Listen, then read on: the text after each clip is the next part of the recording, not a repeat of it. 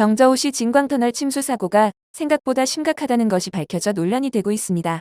당국에서는 4명의 사망자가 있었다고 발표하였는데 네티즌은 무려 8,300명이라고 주장이 나오기도 하였고 차량을 수거하는 일에 함께했던 레카 기사는 6,300명 이상일 것이라는 것을 인터넷에 올렸다가 직장을 잃고 말았습니다.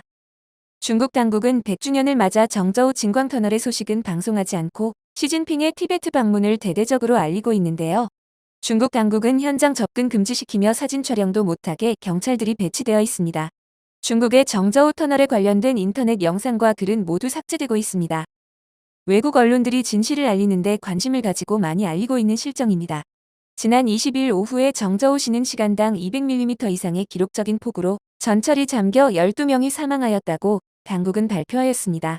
문제가 더 심각한 것은 진광터널에서 퇴근길에 양방향 5km 6차선이 순식간에 물에 잠겼습니다. 진광터널 길이가 4.3m 혹은 4.9m라고 합니다. 사실상 5km에 달하는 긴 터널이 단 5분 만에 완전히 물에 잠겨 사망자가 발생했는데요. 문제는 배수시설과 비상탈출시설이 없어 터널에 물이 들어차서 터널 안에 갇혀 있었던 시민들은 아마 살아나오지 못했다고 합니다. 진광터널에 한꺼번에 침수된 것은 인근 댐의 붕괴를 방지하기 위해 사전 공지 없이 방류하면서 일어난 인재라고 주장하는 네티즌도 있습니다. 중국 신화통신은 진광터널 희생자가 불과 4명으로 발표하였습니다.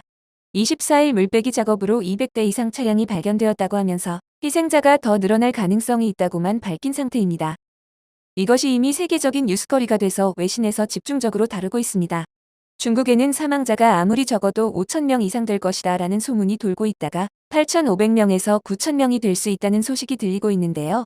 현재 인터넷에 돌아다니는 사진이나 영상은 매우 제한적입니다. 현재 공안들이 급하게 들이닥치면서 그 지역을 완전히 통제를 했고 있어 정확한 수치를 알 수 없습니다.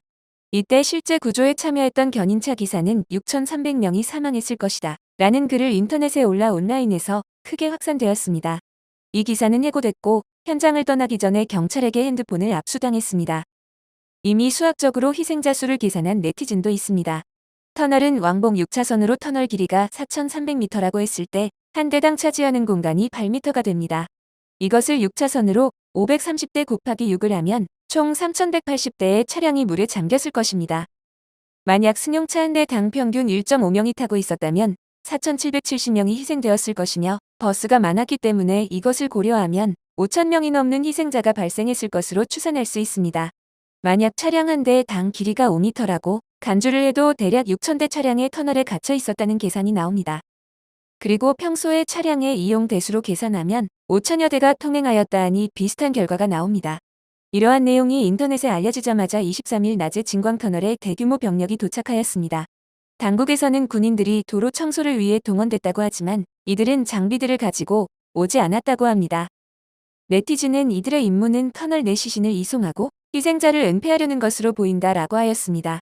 작업은 밤새 계속되고 있으며 터널에서 견인해 나온 것들은 초록색 비닐로 덮은 트럭에 실려 나갔다고 합니다. 한 네티즌은 이렇게 가리개를 가리는 것은 무슨 상황인지 다들 알고 있을 것이라고 하였습니다. 버스가 견인되어 나오는 영상을 보고 이 2단 버스에도 시신이 가득한 것으로 보인다고 설명하였습니다. 중국 당국은 이번 폭우는 1,000년 만에 이루어진 것이라고 주장하며 지구온난화로 인한 사고라고 강조하고 있습니다. 이러한 논란이 일어나는 시각에 시진핑은 티베트를 방문하여 대대적인 환영을 받고 티베트를 물질적으로 도와주겠다는 약속을 하였습니다. 과연 진실은 무엇일지 댓글로 의견을 남겨주시면 감사하겠습니다.